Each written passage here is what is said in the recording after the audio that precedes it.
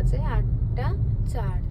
তো এখন আমরা পুরুলিয়া থেকে মানে আমাদের ডেস্টিনেশন থেকে 1 ঘন্টা 16 মিনিট ডিস্টেন্সে দূরে রয়েছি, প্লাস 58 কিলোমিটার ডিস্টেন্সেরও দূরে রয়েছি।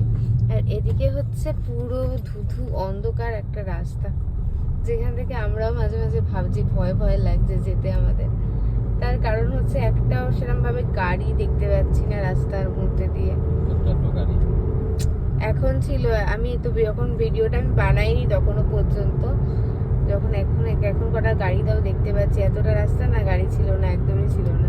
এখন তাও দুটো গাড়ির চোখে দেখতে পেলাম, তাও এটা লরি। হ্যাঁ লরি, মানে গাড়ি মানে লরি, যেটুকু যা দেখা যাচ্ছে। নর্মাল প্রাইভেট কার নেই এখানে, তো এইটা তো একটা ভয়েরই ব্যাপার। তো যাই হোক, একটা দুটো বাইক, বাবা বড় বাম্পার। আর রাস্তাগুলো না এক একটা এত খারাপ। আর এখনো পর্যন্ত আমরা কত ঘন্টা জার্নিতে রেস্টিং রয়েছি, কালকে ছিল 16 ঘন্টা, আর আজকে বেরিয়েছি হচ্ছে সকাল 9:30 নাগাদ। আর এদিকে বিদ্যুৎও চমকাচ্ছে, ফ্ল্যাশ করছে। ভগবান জানে কটায় পৌঁছাবো। 9:19 দেখাচ্ছে অ্যারাইভাল। কোমরের অবস্থা ভীষণ শোচনীয়, আমাদের দুজনের অবস্থা এমনিই খুব খারাপ।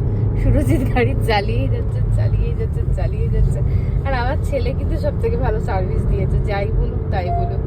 মানে এইটুকুনি বাচ্চা পুরো এতক্ষণের জার্নি 1000 কিলোমিটার আমাদের সাথে এত সুন্দর করে কোঅপারেট করেছে। তো মানে কোনো কমেন্ট হবে না আর কি, নো কমেন্টস। এদিকে দেখুন একটা লরি। তো যাই হোক, লরি আর বাকি তো প্রাইভেট কার দেখতেই পাচ্ছি না। দেখিস বাবা, ওকে আগে যেতে দে, ওদিক দিয়ে আরেকটা আসছে। ঠিক আছে, চলুন আবার কাছাকাছি গিয়ে ব্লগটা কন্টিনিউ করবো। এখন এখানে এন্ড করছি। এখন বাজে 9:30। তো আমরা আজকে মহালয়ার আগের দিন, তো আজকে আমরা এখন পৌঁছালাম 9:30। যদি ক্যাশ না থাকে পার্স কোথায় আছে? তো 9:30 বাজে। এবার আমরা জাস্ট ঢুকবো। জানি না আর ভিডিও করতে পারবো কি পারবো না।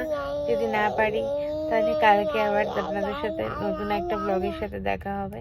তো আজকের জন্য এখানেই বাই বাই, গুড নাইট সকলকে। সে পাপা গুড নাইট।